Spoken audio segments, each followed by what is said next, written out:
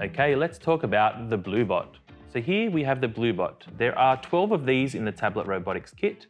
There is also 2 of these charging stations in the tablet robotics kit to charge your BlueBots.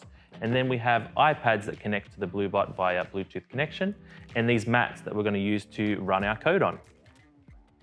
Let's have a close look at the BlueBot itself. So the BlueBot, straight away, you can see it has these cute eyes on the front to engage our students straight away.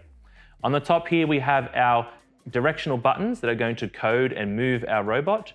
We also have our big green button in the middle there to start our code. We have 2 blue buttons. The first one over here is the X, and that's going to delete our code when we don't want to use it anymore. And the other blue button over here is going to pause our robot in the running of our code. We also have on the bottom 2 buttons we're going to use to turn on our robot and also to turn on our sound to take advantage of the built-in speaker. You'll see that this also lit up some LEDs inside of our robot to add to that engagement for our students as well.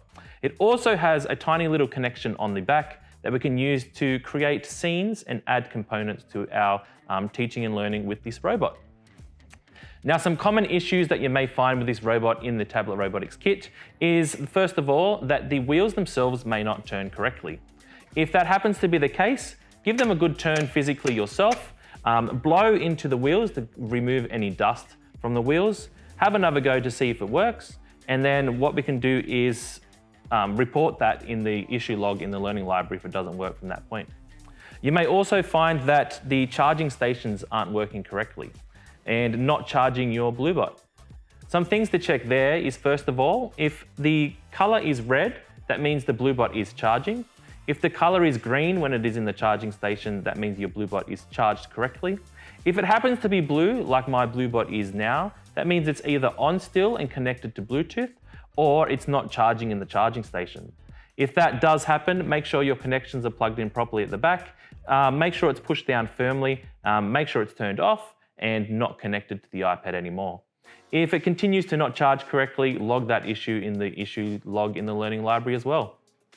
Now let's have a quick look at how this robot works. So all you need to do to get this robot to initiate some code is press the buttons on top of its head. So here I'm going to press the forward button, put him down on the floor so his wheels are ready to turn. Press that go button and you'll see he moves in 15 centimeter increments as well as 90-degree turns.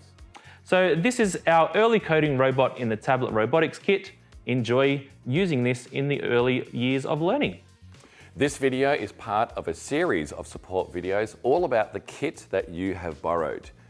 To find the other videos in this series, head to the Learning Library and visit the kit page for the equipment you've borrowed. You can also find the full list of support videos for all of our kit on the YouTube channel. You can also join us in the Yammer community. If you have any questions or you'd like to ask teachers how they've used the equipment in their classroom, then why not join us on the STEM T4L Facebook community?